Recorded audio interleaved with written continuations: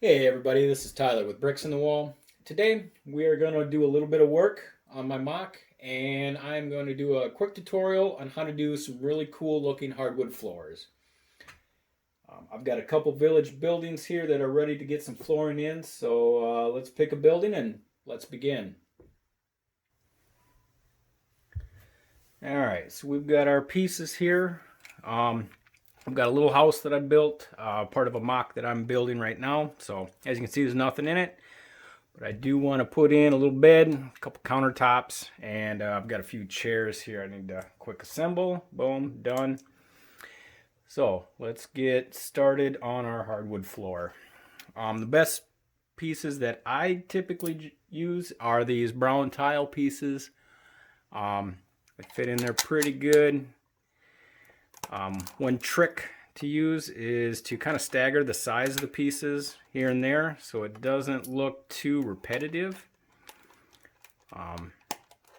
And you kind of get the borders started. A good trick to keep in mind is to have an idea of what you're going to put inside the house before you start laying the floor. Really, that probably should be the last thing. For instance, I do want to have this bed, so I'm going to put a brown plate underneath just to give it some height.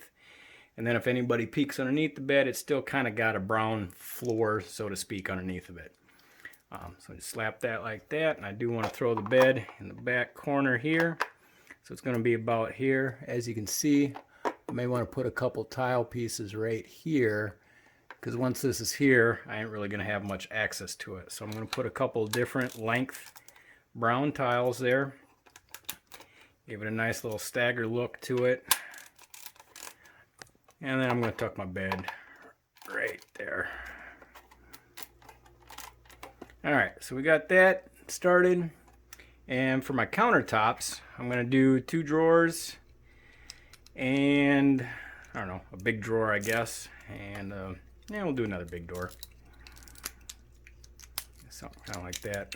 Mix it up a little bit. Oop. Watch out, don't want to lose your Lego pieces. So something like that. Again, I put a brown plate underneath to give it some height and to also make it look as though there still is a wooden floor underneath of it. So put my countertop right about here, and again you can see right here I'm going to want to lay some floor tiles back in here, because once I put this countertop in, I'm not going to have access to underneath of it. So let me lay a couple pieces here. Get this going here. And for those of you who have been building mocks for a while, I recommend being very careful placing these, because once they're down, you're going to want to kind of keep them down for a while. If anybody's familiar with what I call the Brittle Brown Bricks, if you start popping these or putting too much pressure on the brown, they crack real easy for some reason. I've done that for a long time. So there you can kind of see we've got our floor started around the countertop. We've got a little bit started around the bed, and it's actually already starting to look pretty good. Other wooden pieces that Lego does offer are some of these pieces, which are really neat. I believe they only come in 1x4 tiles. I do know that these pieces are kind of expensive though, so I don't know if you want to try and do a whole floor with these. It would look really neat, but kind of spendy if you're trying to build something large and you're trying to save some money. So I'm going to go ahead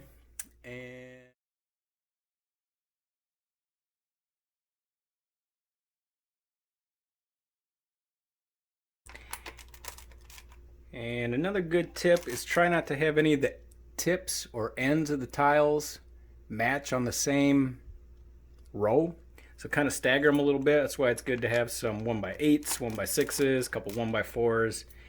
And try not to use the 1x2s too much. They look kind of small and doesn't quite work and such, but can use them if you need to, absolutely.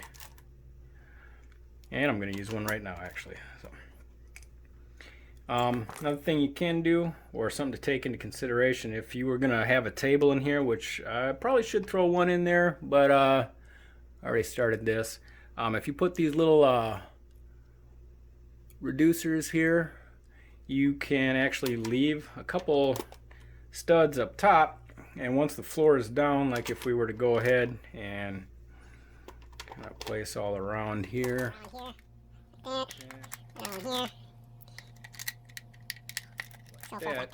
Then you still actually have a couple studs. You could put some chairs there that stay sturdy if you're trying to move it around, or if you're moving it to display somewhere.